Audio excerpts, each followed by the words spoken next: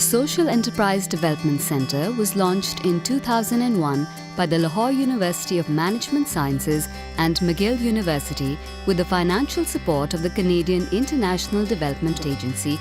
With the research, teaching and consultation resources of LUMS and the Suleiman Daud School of Business at its disposal, SEDC was set up as a scholarship-based research centre committed to facilitating social enterprises help deliver quality social services by enhancing their leadership and managerial capacity.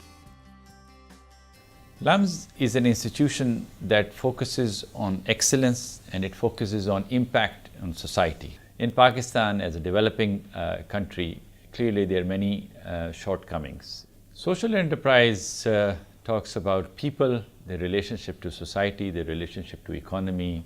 The SEDC, that is the Social Enterprise Development Center, does that for LUMS, that it looks at the needs of policymakers, the needs of development agencies, the needs of society. Gender equality and social inclusion, they are cross-cutting themes across several projects and initiatives at SEDC.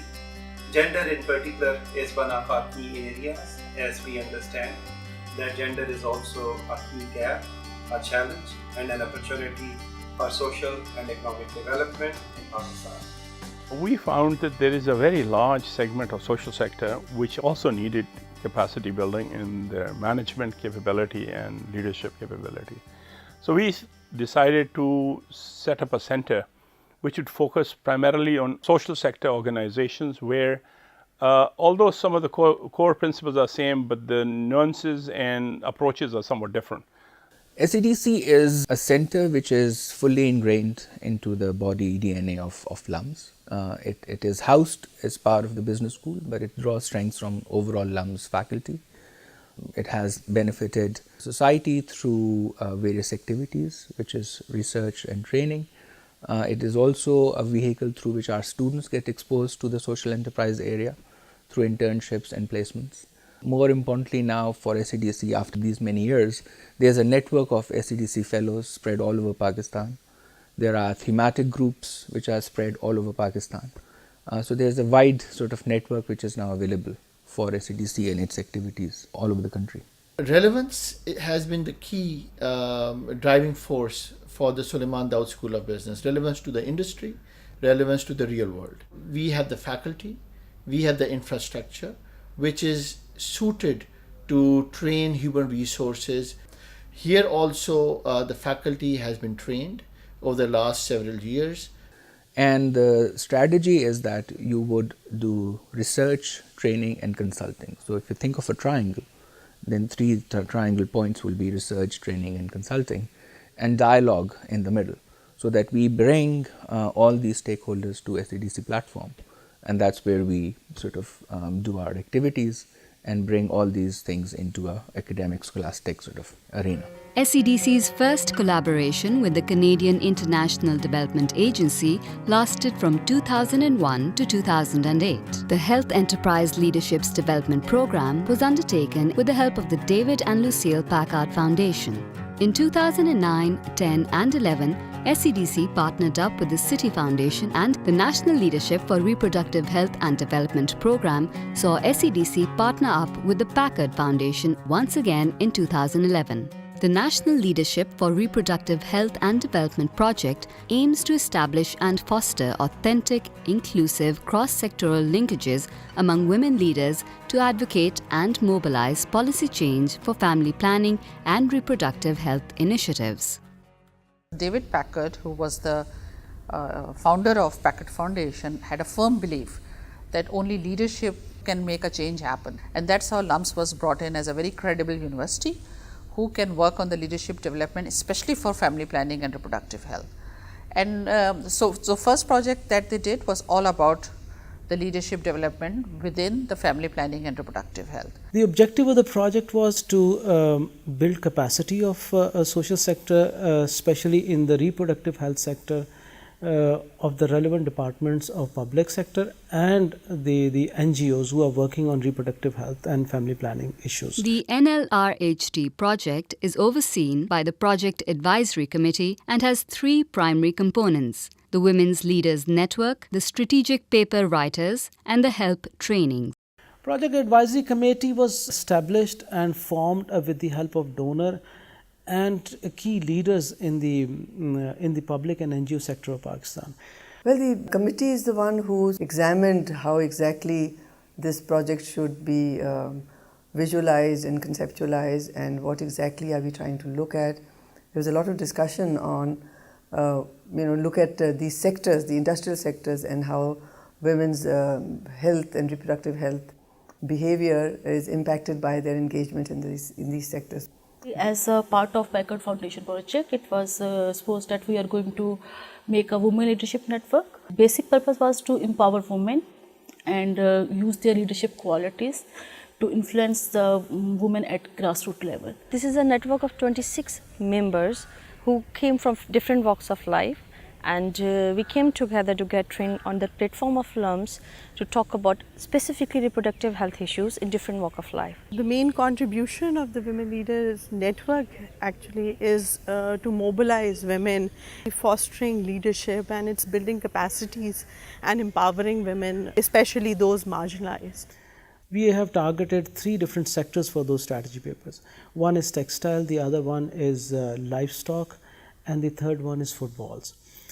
Why we selected those sectors? Because the proportion of women working, and we selected these sectors with two different perspectives. One was actually developing a policy paper at the policy platform, and the other paper was basically working on the operational side of the project. In a way, these strategy papers are kind of bringing together all the activities that SEDC and LUMS does within the public health sector. We are aiming for NGOs and advocacy agencies to look at the paper and see where they find the leverage within the specific sectors.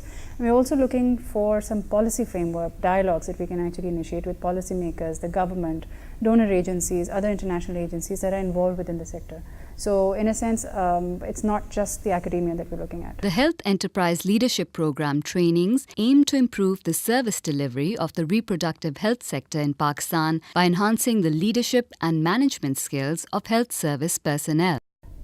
All of the cases that are studied in the HELPS workshops, they're all from the development sector, they're all from reproductive health, they're from education, and that's why they're more easy to relate to, because it was so relevant and you could understand where it is coming from and where do you stand it and how you can implement it or replicate it. I think that was very useful, not just for me, but for everyone else in the workshop as well. We have been very satisfied with the work that they have done so far, so we hope that they are able to influence the policies of the corporate sector. SEDC's thematic areas include governance, education, health, gender, and microfinance poverty reduction. Problems of education and health are local problems. Gender is a problem which is an all-pervasive social problem. So we have to find solutions. We have to find local solutions. So it's important for us to work with big business. It's important for us to have answers for requirements of MBA graduates. But at the same time, the same skill set is required for public sector and also NGO sector. SEDC has linkage with the local and international donors, and SEDC is also a platform which can identify and mobilize the right kind of scholars to bring in the loop to have a value-added execution of the project. SEDC has been conducting open enrollment as well as customized training programs and has trained over 2,000 individuals from more than 400 organizations in over 100 trainings. Training is one of the critical strengths, and in that we rely on the entire sort of faculty pool of LUMS. So if you have been trained at SEDC in these short trainings from 3 days to SEMP program which spanned over a year, and you essentially got a mini MBA.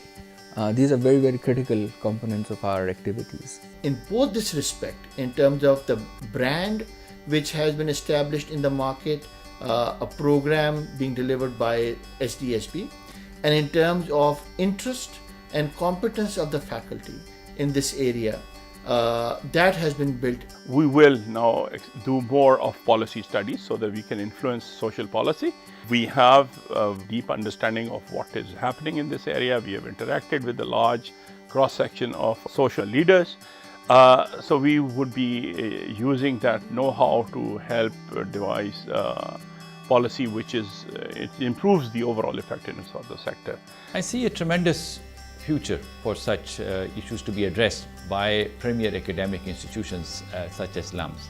And it is heartening to see that at LUMS, where we have expertise in engineering, in law, in the humanities and social sciences, in economics and business, we are bringing all of these expertise to bear to address problems that are being faced by millions at this time, and that could be faced by tens or hundreds of millions in the future. These are major issues that will determine the future of this country, and we have the ability and the expertise to address them.